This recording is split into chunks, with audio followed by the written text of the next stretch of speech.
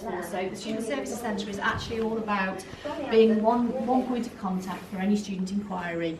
So we will handle inquiries, people want to change their electives, they want to change their course, they've got a timetable clash, all the way down to they wanted a status letter, all of that type of thing we handle and deal with. Examination validation, so if a student has an exam and they've forgotten to bring their Keele card, that's the type of thing that we do.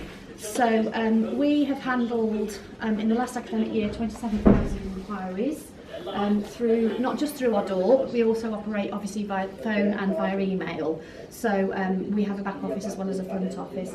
As you can probably tell, at the start of the academic year, we are stepping over students, not at the moment because there are not very many here, but get 5 people in this little area and we find it can be a little bit chaotic, so space is probably our biggest problem. And we've had to think quite laterally and quite cleverly about some of the things. So you'll see we've got some self-service bits, we'll be able to take students out, higher and lower. So we do as much as we can to help the student and to sort of get out of here knowing that their query has been handled and dealt with.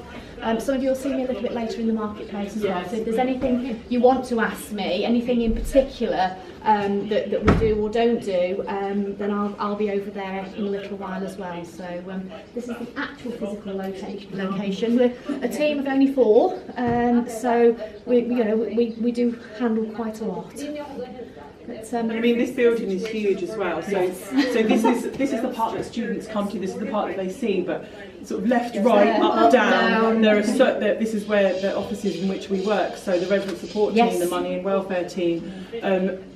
Derry's frontline staff also man the phones in an additional office here, the international student support team. And we do all sit in an open office as well, so we are exchanging information when we need to, and we're working in partnership, asking each other queries and helping each other where we need to as well. We also have dedicated meeting rooms during our drop-in times. We've got 1 located here and 2 located just on the inside here. So when students do come in for some specialist and confidential advice, they do have separate rooms where they can talk to specialist advisors to go over any sort of visa applications, visa issues, things like that, or in case of the money and welfare team, any issues around that, or with myself and resident support to just have a confidential word about any issues that they're experiencing in halls of residence as well. Actually, there I have a question. How do you get them to let you know I have a confidential question? Because we have the same situation. We have 3 to 4 in the room. Yeah. Straight away here, they'll come in and we advertise our drop-in services. Yes. Which we advertise it as purely confidential. It's on every single day. There are 2-hour blocks every single day, and some days 4 hours.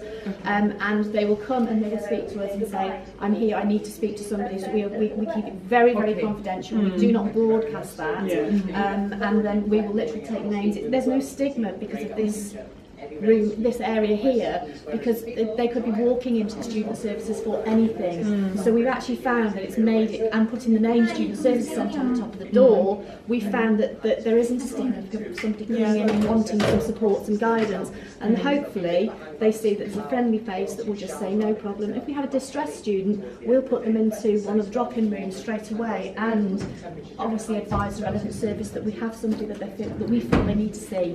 So we don't have that stigma or the issue of people thinking I'm here for, because they can't, because it is so busy, they can be here for anything, and it's worked out really quite well. And it's not like when you're sort of sitting in a doctor's surgery and sort of looking at them saying, I wonder what they're here for, because you can be here for anything. Yes. With it being advertised as a one-stop shop, it is very sort of generalised but also very specialist as well. So students can be waiting in the waiting room and no one is sort of bothering them all over what the nature of their query is, because they will be seen to individually. So the career orientation and all that, it also happens here? We manage a pop-up, to be perfectly honest with you. Right at the start of the academic year, we couldn't fit everybody in.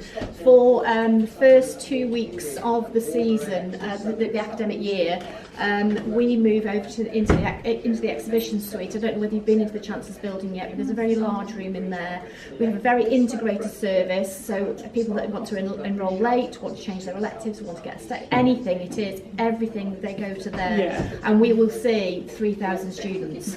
So we don't do So that. it's not, we don't do that here. Right. We do move back as quickly as we possibly can so people understand where we actually are, and we do leave a team back here to man the phones and the emails and to direct. We use our student ambassadors to direct and say, no problem, you can go and get over into the exhibition suite. But as you can see, we are limited on space. We could no way manage here for any of the sort of enrolment activities. It does get quite busy in here, but I think it's always good humoured. Thanks ever so much, I'll Debbie. see you in a little while. I'll have to usher you all onwards. We've got much more of the campus to see, but I just thought it'd be best to start off here so you can see where we work. You've got some names and faces now, but this is where we work. Brilliant. Thanks. See you in a bit.